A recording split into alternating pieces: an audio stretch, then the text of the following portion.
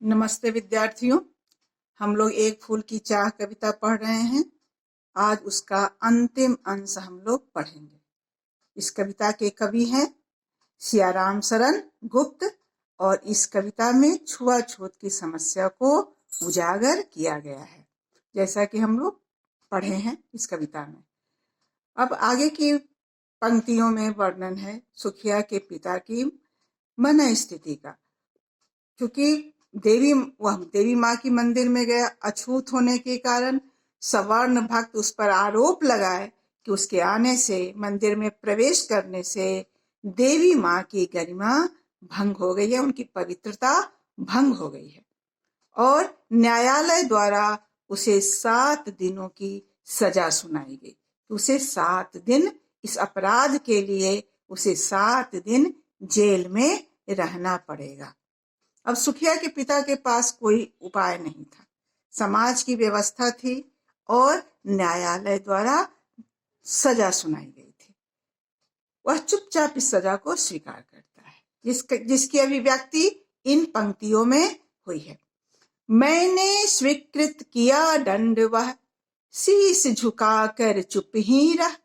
मैंने स्वीकृत किया दंड, वह शीश झुकाकर चुप ही रह। उस असीम अभियोग दोष का क्या उत्तर देता क्या कह। उस असीम अभियोग दोष का क्या उत्तर देता क्या कह। मैंने, सुखिया के पिता के लिए आया है, वह चुपचाप सिर झुकाकर विनम्रता पूर्वक न्यायालय की सजा को स्वीकार कर लेता है।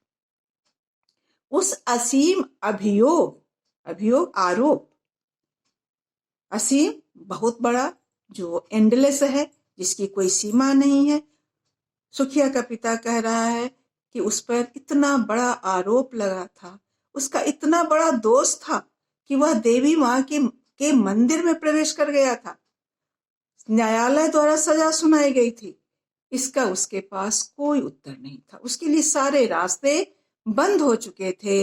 इसलिए वह चुपचाप विनम्रता पूर्वक सजा को स्वीकार कर लेता है। उसके बाद उसे जेल होती है, जिसकी अभिव्यक्ति इन पंक्तियों में हुई है। 7 रोज ही रहा जेल में, या कि वहां सदियां बीती। 7 रोज ही रहा जेल में, या कि वहां सदियां बीती। अविश्रांत बरसा करके भी, अविश्रांत बरसा करके भी आंखें तनिक नहीं रीती। अविश्रांत, बिना विश्राम किए, यानी लगातार। तनिक, थोड़ा। रीति, खाली होना। देखिए, 7 रोज ही रहा जेल में, या कि वहां सदियां बीती। 7 दिनों की जेल की सजा हुई थी, वह 7 दिन ही जेल में रहा। लेकिन जेल का वह 7 दिन सुखिया के पिता के लिए कई सदियों के समान था, या कि वहां सदियां बीती। ये 7 दिन सदियों जितना लंबा लगा सुखिया के पिता को। क्यों लगा? बच्चों देखो, हम सब जानते हैं जब कष्ट का समय होता है तो वह पल पल बहुत भारी होता है, बिताए नहीं बीतता है। और यही स्थिति सुखिया के पिता की भी थी। और सुख का जो समय होता है, खुशी का जो समय होता है, वह पलक झपकते बीत जाता है। 7 दिन का समय सदियों जितनी लंबी हो गई थी। किसके लिए? सुखिया के पिता के लिए। अविश्रांत बरसा करके भी आंखें तनिक नहीं रीती। लगातार वो 7 दिन जेल में रहा और लगातार रोते रहा। लगातार उसके आंख इतना दुखी था कि वह लगातार रो रहा था। लगातार उसकी आंखों से अश्रु गिर रहे थे, लेकिन फिर भी आंसू कम नहीं पड़े। आंसू कम नहीं पड़े, आंखें थोड़ी भी अश्रु से खाली नहीं हुई थी। ये स्थिति थी किसकी? सुखिया के पिता की। क्यों थी? बच्चों, जिसकी बेटी बीमार हो और पिता को 7 दिन का जेल हो गया हो, अब बेटी किस परिस्थिति में घर पर होगी, ये सोच सोचकर वह और दुखी हो रहा था। इसके बाद वर्णन है कि वह जेल से छूटता है, 7 दिन पूरा होता है, तब उसकी क्या स्थिति है, वो उसकी मनोदशा कैसी होती है, उसकी अभिव्यक्ति इन पंक्तियों में हुई है।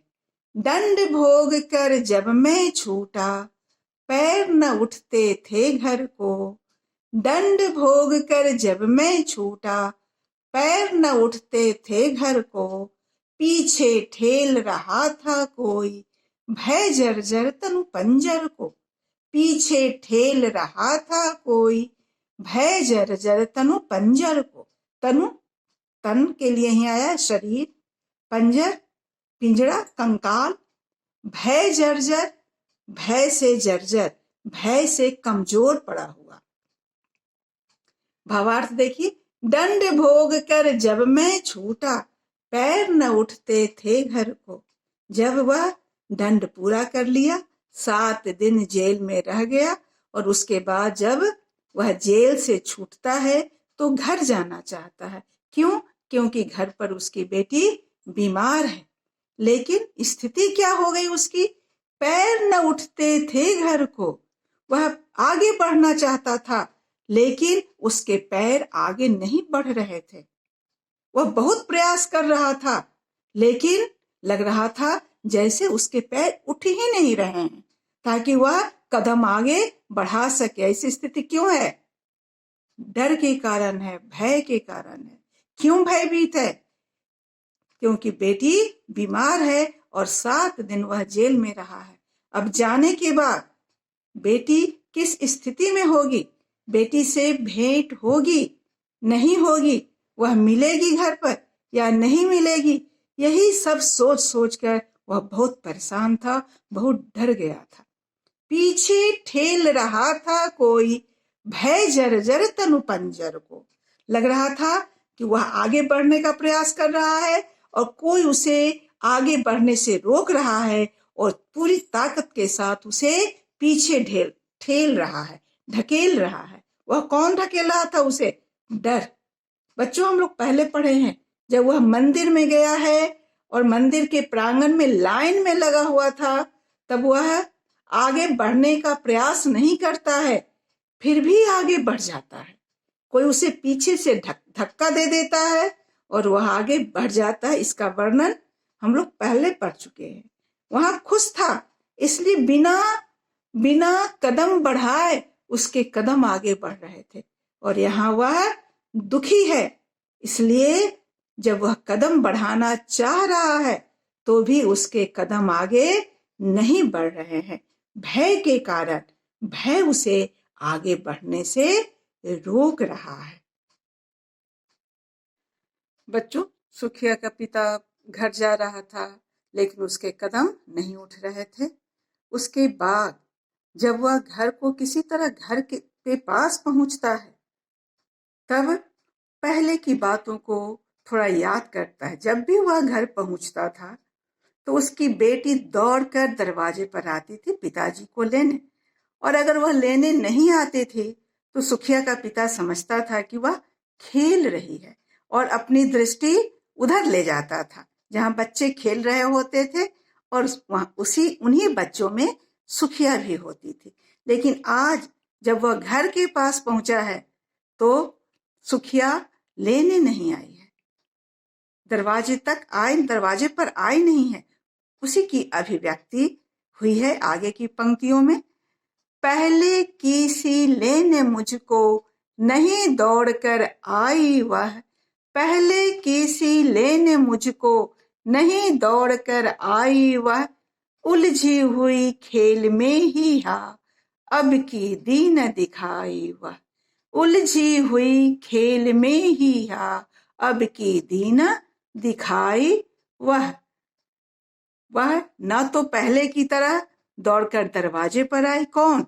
सुखिया, और न ही वह अन्य बच्चों के साथ खेलते हुए ही दिखाई दे, जिससे को देखकर सुखिया का पिता समझ जाता है कि उसकी बेटी शायद अब नहीं रही, और लोगों से पता चलता है कि उसकी बेटी अब इस दुनिया में नहीं है, जिससे वह बहुत परेशान होता है और अंतिम इच्छा की कामना से वह स्मशान घाट पहुंचता है, जिसका वर्णन इस प्रकार है।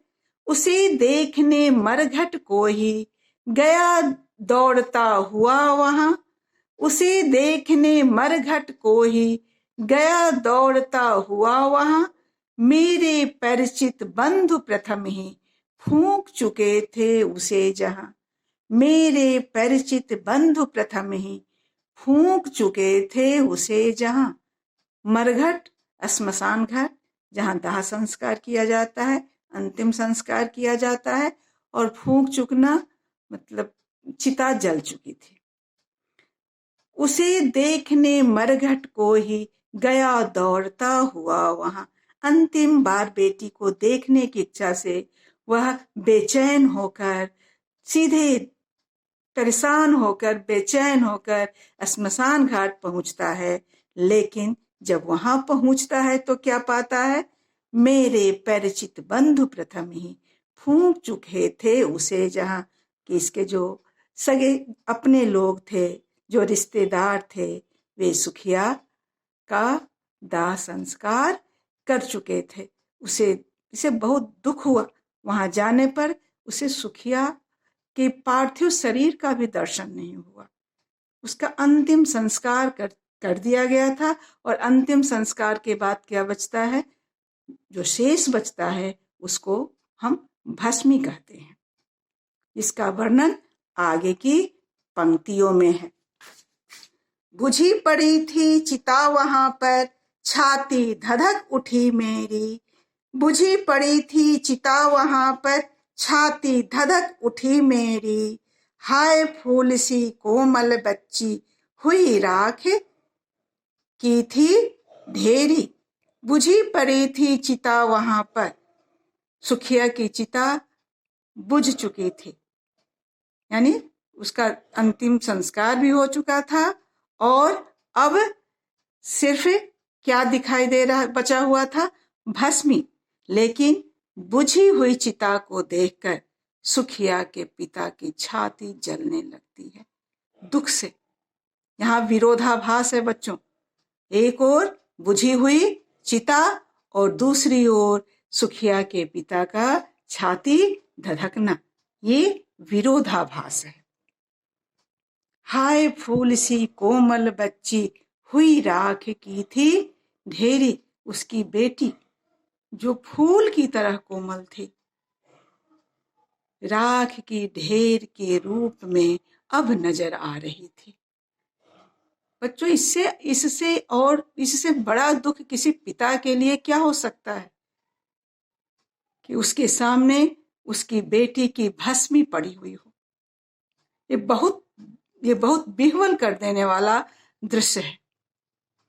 और अंत की 4 पंक्तियों में उसकी इच्छा का वर्णन है, उसके पिता का। न तो सुखिया के पिता की इच्छा पूरी होती है और न सुखिया की ही अंतिम इच्छा पूरी होती है। इस बात का उसे जीवन भर दुख रहेगा, और इस दुख को, इस पीड़ा को अब कोई मिटा नहीं सकता है उसके मन से। अंत में जो अभिव्यक्ति है उसको देखिए। अंतिम बार गोद में बेटी तुझको ले न सका मैं हाय, अंतिम बार गोद में बेटी तुझको ले न सका मैं हाय, एक फूल माँ का प्रसाद भी तुझको दे न सका मैं हा, एक फूल माँ का प्रसाद भी तुझको दे न सका मैं हा। अंतिम बार सुखिया के पिता की अंतिम इच्छा पूरी नहीं हुई। वह अपनी बेटी को अंत समय में जब उसकी बेटी का अंतिम समय था तो वह उसे अपनी गोद में लेना चाहता था, लेकिन उसकी यह इच्छा पूरी नहीं हो सकी। और बेटी की जो अंतिम इच्छा थी कि देवी माँ पर चढ़ाया हुआ एक फूल उसे प्रसाद के रूप में चाहिए, यह उसकी बेटी की इच्छा थी, जिसे पूरा करने के लिए वह मंदिर में गया था, लेकिन वह भी पूरा नहीं हो सका। इस तरह न तो सुखिया की अंतिम इच्छा पूरी हुई और न सुखिया के पिता की अंतिम इच्छा पूरी हुई। और कविता का अंत हो जाता है। बच्चों, ये जो हम लोग पढ़े, ये कविता जो है, इसमें मुख्य रूप से जिस जिस जिस समाज की जिस कुरीति को उठाया गया है, जिस समाज में व्याप्त छुआछूत की बात को उठाया, वाकई ये बहुत बहुत खराब प्रचलन है। समाज में पहले की अपेक्षा थोड़ी कमी आई है, लेकिन अभी भी हमें बहुत लंबी दूरी तय करनी है इस अस्पृश्यता को और छुआछूत को समाज से हटाने के लिए। कोई भी व्यक्ति जन्म से बड़ा या छोटा नहीं होता है। व्यक्ति बड़ा या छोटा, अच्छा या खराब, सज्जन या दुर्जन अपने कर्मों से होता है। भावनाएं पवित्र हो, कर्म अच्छा हो, तो फिर छूत अछूत कोई मायने नहीं रखता है। हमें प्रयास करना है कि हमारे आसपास जो इस तरह की चीजें हैं, अगर हम बहुत रिवोल्ट नहीं कर सकते हैं तो अपने स्तर से प्रयास करना चाहिए कि इस तरह के व्यवहार को समाज से दूर किया जाए। छूत अछूत का जो भाव है, जाति पात का जो भाव है हमारे समाज में, देखो चूंकि हम उस तरह के वातावरण में रहते हैं, इसलिए ये चीजें हम मान लेते हैं, हमें खराब नहीं लगती हैं। बहुत सारी चीजें हमारे आसपास होते रहती हैं, लेकिन हम उसे स्वीकार करते चले जाते हैं। जब भी कोई पूजा आता है, दुर्गा पूजा, सरस्वती पूजा या लक्ष्मी पूजा या और कोई भी पूजा, बड़े बड़े पंडाल लगते हैं, देवी माँ की प्रतिमा वहां स्थापित की जाती है, लेकिन वहां बहुत भीड़ भी लगती है। लेकिन देवी माँ की प्रतिमा के सामने पहली पंक्ति में खड़े होकर देवी माँ की प्रतिमा को देखते हम उन बच्चों को कभी नहीं देखते हैं जो इधर उधर झुग्गी झोपड़ियों में रहते हैं। वे दूर से ही देखते हैं। तो ये सब उसी का रूप है। चूंकि हम उसमें रहते हैं, इसलिए हमें वह खराब नहीं लगता है। ठीक है बच्चों, आप इसको कर लेंगे, शब्दार्थ और भावार्थ लिख लेंगे। अगली कक्षा में हम लोग इसके अभ्यास पर चर्चा करेंगे। धन्यवाद।